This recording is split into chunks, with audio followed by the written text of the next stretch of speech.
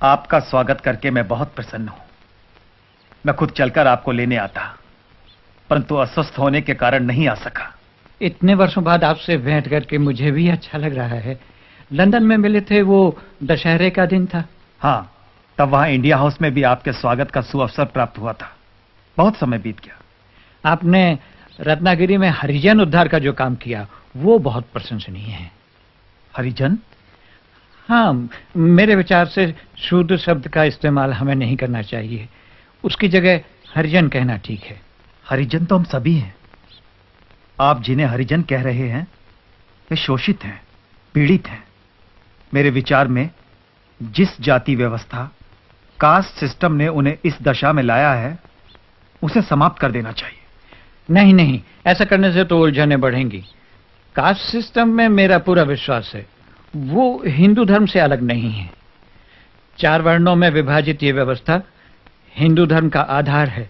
वो नेचुरल है और जरूरी भी। छुआछूत इसके कारण पैदा नहीं हुई। वो तो हिंदू धर्म के माथे का कलंक है, उसका अंग नहीं। अगर वो हिंदू धर्म का अंग नहीं तो कलंक कैसे बन गई? छुआछूत को समाप्त करने का एक ही रास्ता है, कास्ट सिस्टम को मिटा दिया जाए। कास्ट सिस्टम में महान शक्ति छिपी हुई है। इसके कारण हिंदू धर्म बिखरने से बच गया है। बच नहीं गया है महात्मा जी। कास्ट सिस्टम के कारण हमारा धर्म, हमारा समाज समाप्त होने के निकट पहुंच गया है। जिन्हें आप निम्न जाति का कहते हैं, उन लोगों को अपने महान धर्म से अलग होने से बचाना है, और जो अलग हो चुके हैं उन्हें वापस लाना है। मैं भी धर्म परिवर्तन के विरुद्ध हूं, परंतु सदियों पहले जो दूसरा धर्म अपना चुके हैं उन्हें वापस लाने की कोई जरूरत नहीं है। उन्हें वापस आना भी नहीं चाहिए। सोच समझकर, भले बुरे का विचार करके अगर कोई व्यक्ति हिंदुत्व को अपनाना चाहे तो उसे वापस अपने मूल धर्म में आने की स्वतंत्रता क्यों ना दी जाए? हमारे धर्म के लोग कुछ ऐसी परिस्थितियों में घिर गए हैं कि दूसरे धर्मों के अनुयायी उन्हें अपने बराबर आने का लालच देकर धर्म परिवर्तन पर मजबूर कर देते हैं। इसीलिए मैं कहता हूं, जिन प्रथाओं ने हमारे बीच ऊंच नीच का भाव लाया है, अब उनका कोई उपयोग नहीं है। मैंने उनके पुतले जला दिए हैं। इस प्रकार तो हिंसा बढ़ेगी। यह हिंसा नहीं, संघर्ष है। संघर्ष और क्रांति से नई उपयोगी व्यवस्था का जन्म होगा। आप भी तो स्वतंत्रता प्राप्ति के लिए संघर्ष कर रहे हैं, क्या उसकी कोई सार्थकता नहीं? मेरा आग्रह इस बात पर है कि आजादी उचित और नैतिक साधनों से प्राप्त हो। लोग अहिंसा के मार्ग पर चलें। इतने विशाल देश को स्वाधीन कराना है। शत्रु भयंकर साधन संपन्न है। उसका सामना बिना हथियारों के कैसे संभव है?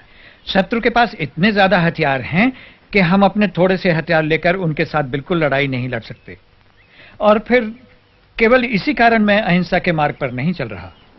मेरा विश्वास है कि अहिंसा पूर्वक बर्ताव करने से हिंसक मनुष्य का हृदय परिवर्तन होगा।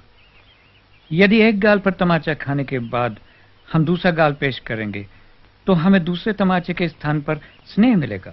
आपकी बात मनुष्यों के संबंध में सच हो सकती है, परंतु राक्षसों और पशुओं से ऐसी अपेक्षा नहीं की जा सकती। जिन हत्यारों ने जलियांवाला बाग में सैकड़ों निर्दोष निरपराध लोगों को गोलियों से भून डाला, उन्हें दूसरा अवसर नहीं दिया जा सकता। श्री कृष्ण को अंत में कंस और शिशुपाल का वध करना ही पड़ा। देश की रक्षा के लिए सेनाएं तो चाहिए। संपूर्ण अहिंसा का लक्ष्य असंभव है। महान लक्ष्य चाहे कितनी दूर हो, उसे सामने रख करके ही हम उसके निकट कहीं पहुंच सकते हैं। हमें उसकी ओर चलना है, उसी ओर चलना है।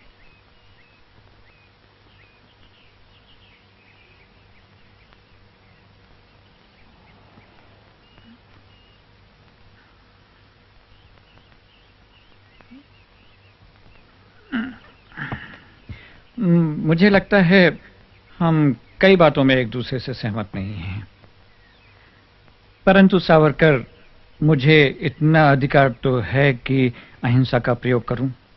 अपने निजी प्रयोग के तराजू में पूरे राष्ट्र को रखने से पहले राष्ट्र के हित और अहित की बात जरूर सोच लेनी चाहिए।